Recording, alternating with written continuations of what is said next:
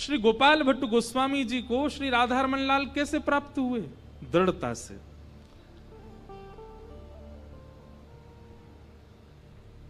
सुनो, द्रविड़ देश में, दक्षिण भारत में, श्रीरंगम के पास के गांव में गोपाल भट्ट गोस्वामी जी का प्रादुर्भाव हुआ। आपके चाचा जी श्रीमन महाप्रभु, चैतन्य महाप्रभु के अनन्य शिष्य थे। इस कारण से बचपन से ही आपके भीतर भी भक्ति भाव प्रज्वलित था। बहुत ध्यानपूर्वक सुनो सब लोग। श्री गोपाल भट्ट गोस्वामी 11 वर्ष की आयु के थे जब केवल, तब महाप्रभु जी का वहां आगमन हुआ और उन्होंने 4 महीना चातुर्मास वहां किया। ऐसा भक्तमाल जी में मैंने पढ़ा कि जब महाप्रभु जी बैठकर के प्रवचन करते थे तो 11 वर्ष की आयु में सामने बैठकर के श्री गोपाल भट्ट गोस्वामी जी नेत्रों से अविरल नीर बहाते और जाकर के दंडवत प्रणाम करते और जिज्ञासा में केवल एक ही प्रश्न करते कि हमें ठाकुर के साक्षात दर्शन कब होंगे। महाप्रभु जी इतने प्रसन्न हो जाते कि उनको उठा करके अपनी गोद में रखते। यही ऐसा ही प्रसंग आता है मीराबाई का। मीराबाई रोज आ जाती है कथा में। पहले दिन ही हमारे बी पराग जी ने हमको छेड़ दिया, बोले अगले साल महाराज जी मीरा चरित्र। अब मैं आधा चरित्र तो मैं यहीं सुना गया हूं इसी साल ही। मीराबाई के प्रसंग में आता है कि मीराबाई जब अपने पिताजी के यहां रहती थी तो एक जोशी नाम के वक्ता आते थे और वे जोशी जी आकर के कथा सुनाते थे। तो कथा सुनने के बाद में सब श्रोता प्रणाम करते थे मंच को। तो मीराबाई आती और मीराबाई आकर के जोशी जी से कहती, जोशी जी जो वक्ता थे उनसे, आप जिनका चरित्र सुनाते हो, आप जिनकी लीला सुनाते हो, जिनके नेत्र ऐसे हैं, जिनका वपु ऐसा है, जिनका मुकुट ऐसा है, ये हमको कब मिलेंगे? सबके प्रश्नों के उत्तर उनके पास होते, पर वो छोटी सी मीरा ऐसे बोलती कि मुझे कब मिलेंगे। जोशी जी स्तब्ध हो जाते और बस बचने के लिए कि अब इसको क्या उत्तर दूं, छोटी सी बालिका है, ऐसे ही व्यास मंच से हाथ फिर कहते मिलेंगे तुझको जरूर। वो बोलती कब मिलेंगे? मैं वही तो पूछ रही हूं, मिलेंगे कब? मिलेंगे, थोड़ी सी बड़ी हो जाओगी फिर मिलेंगे।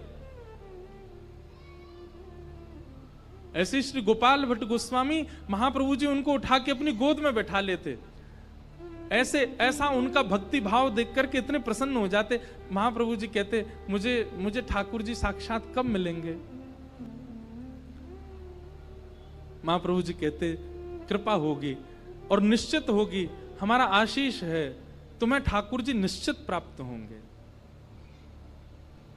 एक बात सदैव याद रखना बंधुओं, ठाकुर की सेवा बिना आचार्य कृपा के यदि आप कर रहे हैं तो आपसे कोई ना कोई अपराध तो बनेगा। इसलिए हम सबसे प्रार्थना करते हैं कि ठाकुर सेवा करो, पर उसके साथ साथ आचार्य चरणों के रसिक जनों की वाणी सुनते रहा करो, क्योंकि वहां बताए गए भाव से ही आपकी जो सेवा है वो सिद्ध हो सकती है, नहीं तो आप कोई अपराध कर बैठोगे। चाहे वो रूप सनातन गोस्वामी हो, चाहे मधु पंडित पाद हो, चाहे आज गोपाल भट्ट गोस्वामी हो, सबके चरित्र में आपको एक चीज मिलेगी कि सबने रसिकों का संग किया, आचार्य संग किया।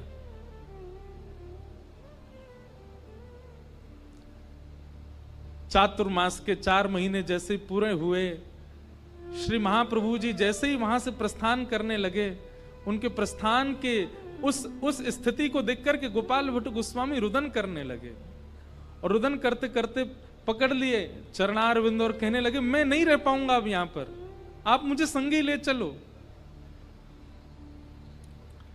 महाप्रभु जी ने हृदय से लगाया और कहा बालक, हम तो अब कहीं और प्रस्थान करेंगे, पर तुम्हारी इच्छा, तुम्हारी भावना देख करके जो भाव हमारे मन में प्रकट हो रहा है वो हम तुमको आज्ञा कर देते हैं, तुम वृंदावन चले जाओ। और वृंदावन में हमारे सेवक, हमारे परम शिष्य रूप सनातन गोस्वामी अभी हैं। उनके पास जाकर के तुम उनके चरणाश्रित हो जाओ, उनके सेवक बन जाओ। गोपाल भट्ट गोस्वामी वृंदावन आ गए और रूप सनातन गोस्वामी जी के साथ में आप श्री राधा माधव का नित्य चिंतन करते थे, उनके प्रवचनों को सुनते थे। और सुनते सुनते ऐसी स्थिति हो गई कि आपने भी कई सुंदर सुंदर ग्रंथों का अवलोकन किया, कई सुंदर ग्रंथों का निर्माण किया। एक बार आप दर्शन के लिए नेपाल गए और नेपाल में गंडकी नदी का जो प्रारंभ होता है दामोदर कुंड, वहीं पर ही शालिग्राम भगवान प्राप्त होते हैं। आपने जाकर के मनोवांछित इच्छा से अपनी सेवा का स्वरूप मांगा और श्री शालिग्राम भगवान आपको प्राप्त हुए।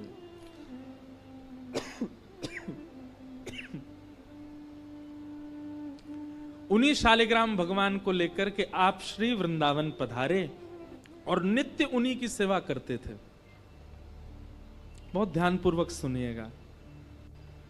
श्री राधा रमण जी के प्रकट होने के एक नहीं अनेक कारण हैं। एक कारण बताया जाता है कि एक सेठ जी वृंदावन में घूम रहे थे और सब मंदिरों में जाते और वहां के ठाकुरों का कद काटी पूछते, बोले इनको किस नाप का वस्त्र धारण कराना चाहिए, तो वैसा दर्जी से बनवा करके वस्त्र धारण करवाने के लिए दे जाते।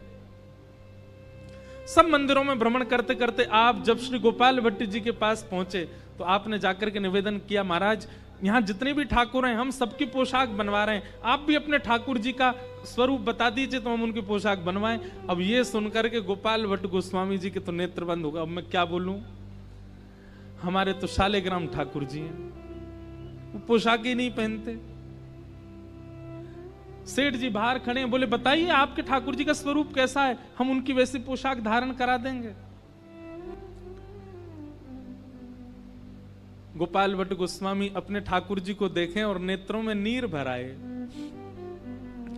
और प्रार्थना करने लगे, नाथ याचक तो आया है देने के लिए वस्त्र, लेकिन मैं कैसे बताऊं मेरे ठाकुर की कमर ही नहीं है, मैं कैसे कहूं मेरे ठाकुर की भुजा ही नहीं है, मैं कैसे कहूं मेरे ठाकुर का वक्ष ही नहीं है, मेरे ठाकुर जी के चरण ही नहीं है तो सब, पर मैं धारण कैसे कराऊं नाथ आपको। सेठ जी से कहा, भैया आप कहीं और ही चले जाओ, हमारे ठाकुर जी को आवश्यकता नहीं है। सेठ जी बोले नहीं नहीं आप बताइए ना, आप संकोच मत करिए, जैसे भी ठाकुर मैं बना के दूंगा। गोपाल भट्ट गोस्वामी बोले हम तुमसे कह रहे हैं ना कि हमें आवश्यकता नहीं, चले जाओ। पहली वेदना का कारण प्रकट हुआ गोपाल भट्ट गोस्वामी जी के चित्त में,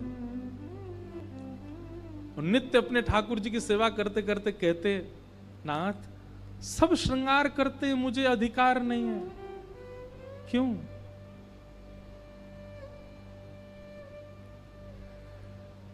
दूसरा कारण बताया कि वृंदावन में कहीं कथा चल रही थी और वहां कथा में सुंदर हिंडोला उत्सव हो रहा था, क्योंकि समय था हिंडोला का, सब अपने अपने ठाकुरों को हिंडोला झुला रहे थे। तभी गोपाल भट्ट गोस्वामी जी के मन में आया कि हम भी अपने ठाकुर जी का हिंडोला उत्सव करें। तो जैसे सबको बुलाया जाता है, ऐसे गोपाल भट्ट गोस्वामी ने पूरे वृंदावन में सब आचार्यों को निमंत्रण दिया, सब आइए हम भी अपने ठाकुर जी का हिंडोला उत्सव करेंगे। सब आचार्य आए, रूप सनातन गोस्वामी आए, सब आचार्यों के बीच में श्री हितरवंश महाप्रभु के परम शिष्य श्री हरिराम व्यास जी भी आए। अब सब आचार्य जन आकर के बैठ गए और यहां गोपाल भट्ट गोस्वामी जी झूला कर रहे थे। झूला करते करते अब आचार्य अपने अपनी बधाई उत्सव गावे, सब लोग अपने अपने पद गावे। हरिराम व्यास जी आए, हरिराम व्यास जी से कहा हमारे ठाकुर जी झूला झूल रहे हैं, आप भी कोई पद गाओ। हरिराम व्यास जी ने झूला की ओर देखा झूला की ओर देख के बोले गा दूं? बोले हाँ गा दीजिए।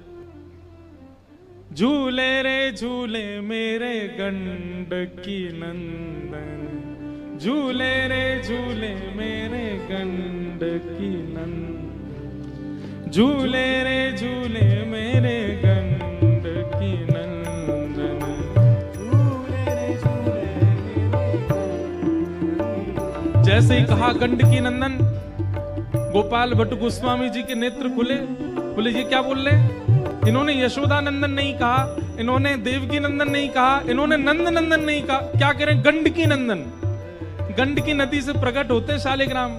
झूले रे झूले मेरे गंडकी नंदन, झूले रे झूले। 3-4 बार तो एक ही गाने लगे तो सब आचार्य बोले आगे तो गाओ। आहा, स्वरूप कैसा है इनका। अब हरिराम व्यास जी जो है ना, हमारे ब्रज के थोड़े विनोदी स्वभाव के, मजाक किया थे, वो गा रहे हैं।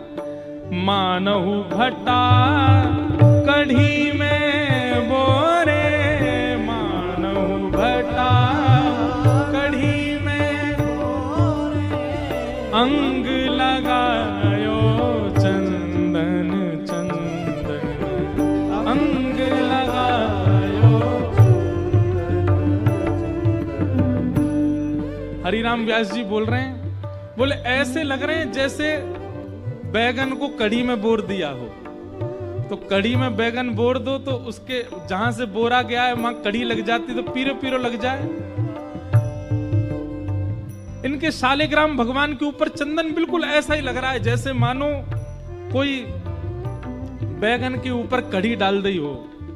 अब ये सुन करके तो गोपाल भट्ट गोस्वामी जी को और बुरा लगा। बोले ऐसे क्यों बोल रहे हैं भाई, सबको अपने ठाकुर प्रिय हैं।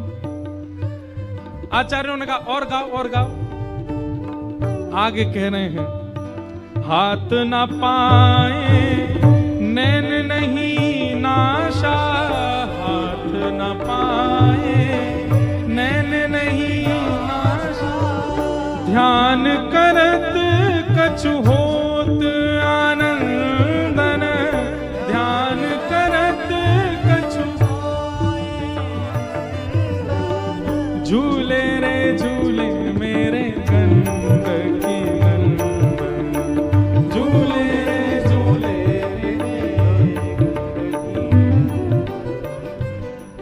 इनकी आंख नहीं है, नाक भी नहीं है, हाथ भी नहीं है, पैर भी नहीं है, कान भी नहीं है। नेत्र बंद करके प्रयास तो कर रहा हूं कि कुछ ध्यान में आ जाए, पर कुछ आ नहीं रहा है मेरे। गोपाल भट्ट गोस्वामी जी विरह आतुर हो गए, नेत्रों से अश्रुपात गिर रहा है। लेकिन बंधुओं देखो, ये आचार्यों की गाई गई वाणी भले ही वो किसी भी रूप में हो, वो कारण बनती है ठाकुर जी के भाव को प्रकट करने के। किसी के चित्त में आचार्य वाणी प्रेम प्रकट कर देती है, किसी के चित्त में आचार्य वाणी विरह प्रकट कर रही है। हम आप होते तो हम तो गुस्सा हो जाते, पर गोपाल भट्ट गोस्वामी केवल विरह भाव आतुर होते जा रहे हैं और अपने तिरछी नजर से ठाकुर जी को देखते जा रहे हैं। शालिग्राम भगवान को देख के सोच रहे हैं और करवा लो आप, और विरह दे लो मुझको आप। ये सब आचार्यों की गलती नहीं, आप ही करवा रहे हो। हरिराम व्यास जी कहते हैं, जालंधर और वृंदावल्लभ,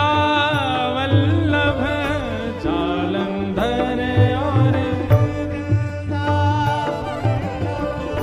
गावे व्यास कहाँ कहीं छंदन, गावे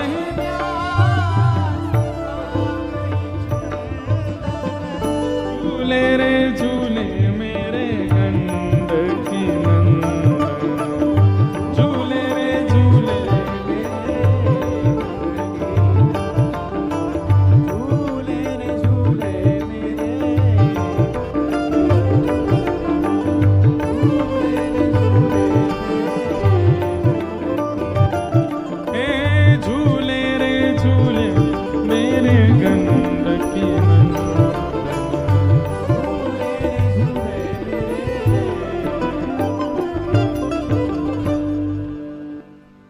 बोलो राधा रमण लाल की जय। आज कथाक्रम के इस भाव में श्याम बाबा के सुंदर संकीर्तन करके जो उनको रिझाते हैं, ऐसे श्री कन्हैया मित्तल जी पधारे हैं। बहुत बहुत स्वागत, अभिनंदन। वैसे तो स्वागत इनको करना चाहिए, हम आए हैं ब्रज से लेकिन अभी चंडीगढ़ बाहर है, जे तो कहा है ये वृंदावन है, तो ये वृंदावन आए इसलिए इनका स्वागत। बहुत बहुत अभिनंदन। आज ठाकुर जी को जन्मोत्सव है। ध्यानपूर्वक सुनो सब लोग। तो पहले तो आंच लगी चुकी थी हृदय में जिस दिन वो सेठ आकर के कह के गए कि पोशाक दे दें। अब कहां से पोशाक लें, ठाकुर जी तो शालिग्राम है। और दूसरी कसर पूरी कर दी आज हरिराम व्यास जी ने। हरिराम व्यास जी ने तो महाराज ऐसो पद गायो, झूले रे झूले मेरे गंड की नंदन, मानो भटा कढ़ी में बोरे, अंग लगायो चंदन, झूले रे झूले मेरे गंड की नंदन। और ऐसो कह करके बोलो गंड की नंदन भगवान की जय कह करके हरिराम व्यास जी चले गए वहां से और विरह वेदना में छोड़ गए श्री गोपाल भट्ट गोस्वामी को। रोज प्रार्थना करते हैं अपने ठाकुर से, रोज निवेदन करते हैं, नाथ यह भाव कब पूर्ण हो। और तीसरा प्रसंग आता है नृसिंह चतुर्दशी। बहुत ध्यानपूर्वक सुनिएगा।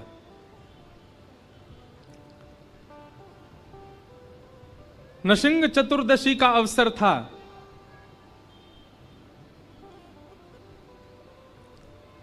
और तभी गोपाल भट्ट गोस्वामी जी श्रीमद् भागवत में नृसिंह भगवान के प्रादुर्भाव की कथा सुन रहे थे।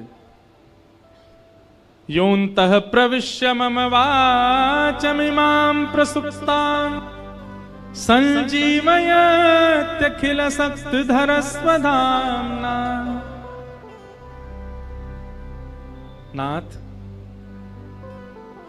आप सभी प्राणी मात्र के हृदय में प्रवेश करके भक्ति भाव जागृत करते हैं और प्रहलाद जैसे भक्त के लिए आप खंभ से भी प्रकट हो जाते हैं। स्तंभे संभाया न मृगम न मानुषम। प्रहलाद की भावना से भगवान खंभ भेदन करके नृसिंह रूप धारण करके प्रकट हो गए। जब इस भाव को आप अध्ययन कर रहे थे, पढ़ रहे थे, नृसिंह चतुर्दशी वाले दिन गोपाल भट्ट गोस्वामी जी तो ऐसे विरह आतुर हो गए, बोले कि आप ऐसा नहीं है कि आप प्रकट नहीं हो सकते, आप हुए हैं प्रकट, आप खंभ से प्रकट हुए हैं प्रहलाद के लिए। प्रहलाद के लिए खंभ से प्रकट हो सकते हैं, नाथ तो मेरे लिए शालिग्राम से क्यों नहीं हो सकते? मैं आपकी सेवा में कहां कमी चूक कर रहा हूं? एक बात याद रखिएगा बंधुओं, ठाकुर जी की प्राप्ति में उत्कंठा विशेष होती है। आप उत्कंठित कितने हो उनको प्राप्त करने के लिए। जैसे पानी की महिमा कौन बताता है?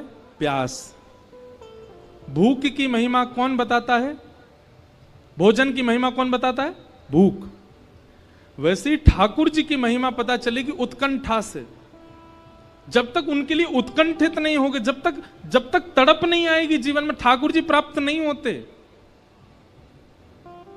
हम लोग नाच लेते हैं, गा लेते हैं, कथा सुन लेते हैं, थोड़ा बहुत भाव मन में आ जाता है, बस उसी से ही हम लोग संतुष्ट हो जाते हैं। इस मात्र से ठाकुर जी प्राप्त नहीं होने वाले। उत्कंठित नहीं हुआ, विरह व्याकुल नहीं हुआ, तब तक ठाकुर जी नहीं मिलेंगे। गोपाल भट्ट गोस्वामी जी को पहले तो वो सेठ जी ऐसा करके चले गए, फिर हरिराम व्यास जी के पद से उनका मन बड़ा क्षुभित हो गया। और तीसरी स्थिति आई जब आप नृसिंह चतुर्दशी वाले दिन भागवत जी में नृसिंह भगवान के प्रादुर्भाव की कथा सुनते हैं और तभी आपके मन में भाव आता है कि आप प्रहलाद के लिए खंभ से प्रकट होते हैं, मेरे लिए शालिग्राम से प्रकट नहीं हो सकते। ठाकुर जी को प्रणाम किया, वंदन किया, खूब नीर बहाए। बोले नाथ, मैं भी चाहता हूं आपका श्रृंगार करूं, मैं भी चाहता हूं आपकी आरती करूं, मैं भी चाहता हूं आपको भोग पधराऊं, ये सब तो करता हूं, पर श्रृंगार का एक विशेष भाव है। कस्तूरी तिलकम ललाट पटले वक्षस्थले कौस्तुभम नासाग्रे वरमौक्ति कंतर तले वेणु करे कंकणम सर्वांगे हरिचंदनम सुललितम कंठे च मुक्तावली गोपस्त्री परिवेष्टितो विजयते गोपाल चूड़ामणि। श्रृंगार की बड़ी लालसा है नाथ, मैं भी आपकी भुजा पकड़ूं, मैं भी चरण दबाऊं, मेरे भी नाथ त्रिभंग लली हों। इसी विरह वेदना में रात भर विरह आतुर विरह करते करते करते करते रात्रि में सो गए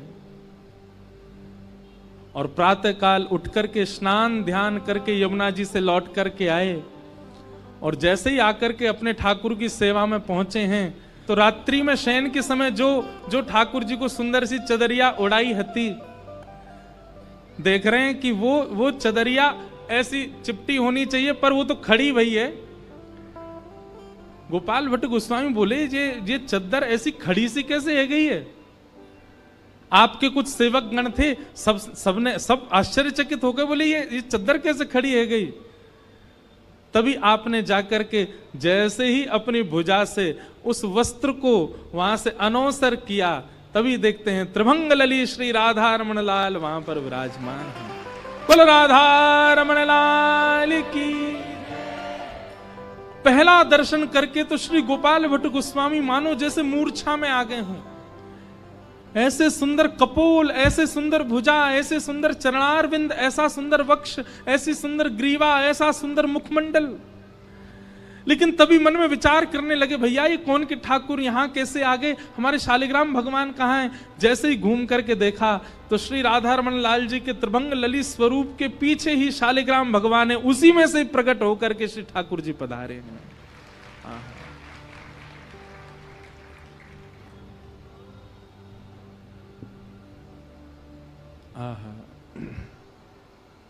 श्री राधा रमण लाल प्रकट भय हैं।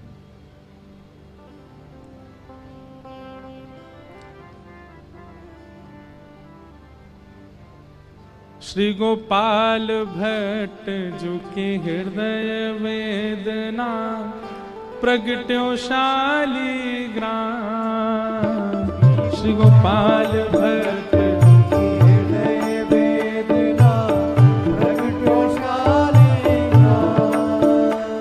गोपाल भट्ट झुके हृदय वेदना प्रगट्यो शालिग्राम।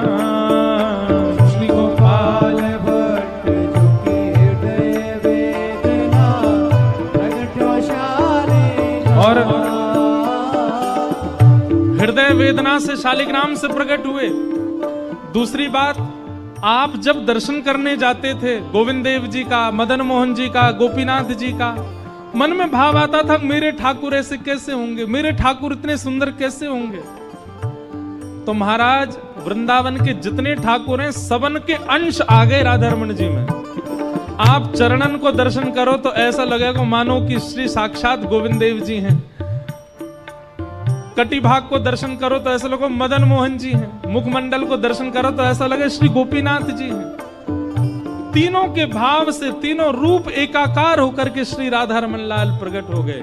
इसीलिए कहा रूप सुधा को खान हमारो, रूप सुधा को खान हमारो, रूप सुधा को खान हमारो, रूप सुधा को खान हमारो। और वृंदावन में सब ते न्यारो, वृंदावन में सब ते न्यारो। हे हमारो रमण जुलाल, वृंदावन प्यारो वृंदावन, वृंदावन प्यारो वृंदावन। हे श्री वृंदावन मेरो वृंदावन, वृंदावन मेरो वृंदावन। रूप सुधा को खान हमारो, रूप सुधा को खान हमारो। हे वृंदावन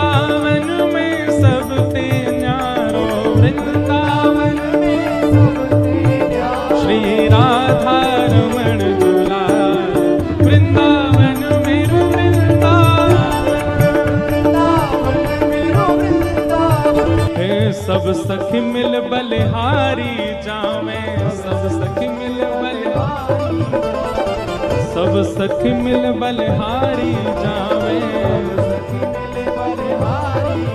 क्यों चरण कमल की सेवा पावे, चरण कमल की सेवा पावे, चमन कमल की सेवा पावे, चरण कमल की सेवा पावे। और राधा रमन जी प्रकट भये हैं तो बधाई तो चाहिए हमें, एक ही बधाई चाहिए। कहा हमें रखिए सेवादार, हमें रखिए सेवादार, ओ हमें रखिए सेवादार, हमें रखिए सेवादार। बधाई बाज रही, बधाई बाज रही, हे बधाई बाज रही, बधाई बाज रही, ओ हमें रखिए सेवादार, हमें रखिए सेवादार, ओ हमें रखिए सेवादार,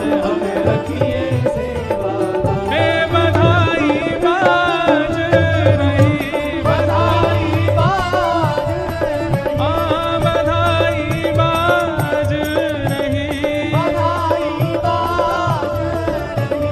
ओ आयो राधा रमण जुलाल, आयो राधा रमण जुलाल, ओ आयो राधा रमण जुलाल, आयो राधा रमण जुलाल। हे बधाई बाज रही, बधाई बाज। श्री राधा रमण लाल को प्राकट्य भयो, पूरे ब्रजमंडल में आनंद है गयो। हम ब्रजवासीन को हमारे चौथे निधि के रूप में श्री राधा रमण लाल प्राप्त भय। बंधुओं, श्री राधा रमण लाल जी ने अपने साक्षात उपस्थिति का अनुभव कराया श्री गोपाल भट्ट गोस्वामी को। श्री लाल जी प्रकट हो गए तो लाल जी के प्रादुर्भाव के बाद उनकी सेवा का विस्तार हुआ। बहुत ध्यान से सुनना। तो सेवा के विस्तार के रूप में अब प्राचीन भारत में उस समय पर इतनी व्यवस्था तो होती नहीं थी। तो श्री गोपाल भट्ट जी ने एक सेठ जी से कर्जा लिया राधा रमण जी की सेवा के लिए, और जो अवधि बताई थी देने की वो नहीं दे पाए। तो वो सेठ खूब नाराज हो रहे थे, बोले आज हम जाएंगे गुसाई जी से लेके आएंगे, हमारा धन जितना भी है सब देना पड़ेगा इनको। और सेठ जी ने ऐसा मन बनाया था कि कल सुबह भोर में जाएंगे और गोपाल भट्ट गोस्वामी के पास जो मिल जाएगा ले आएंगे। श्री राधा रमण लाल जी को रात भर निद्रा नहीं आई और मन में विचार करने लगे कि सुबह सुबह अगर ये आ जाएंगे और आकर के गोसाई जी को परेशान करेंगे, गोस्वामी जी से आकर के कहेंगे धन दो, हमारी सेवा कैसे हो पाएगी। बंधुओं, एक बात याद रखिए, ठाकुर जी जब सेवा में रहते हैं ना, तो जितना चाव आपको सुबह सुबह उठ करके उनको देखने का होता, उनको भी होता है कि आज ही कैसे नहा धो के तैयार है कि आवे वो मेरे पास। ठाकुर जी को भी हमको देखने का चाव रहता है। इसलिए सेवा में जब जाओ ठाकुर जी की, में कई लोगों को देखा वो बहुत सहज भाव से सेवा में नाइट ड्रेस में चले गए सेवा में, ऐसे नहीं। ठाकुर जी आपको देखने के लिए लालायित रहते हैं। सुबह सुबह जब आप सेवा में जाते हैं तो बहुत सुंदर बन के जाओ, इत्रादि लगा करके बढ़िया सुंदर व्यवस्थित होकर के तब ठाकुर जी को जगावे जाओ। हमको कोई उठाने आ जाए हौआ सा बन के, कितना अजीब लगे। लेकिन श्री गोपाल भट्ट गोस्वामी जी महाराज की विराजो। हाँ भैया बैठ जाओ।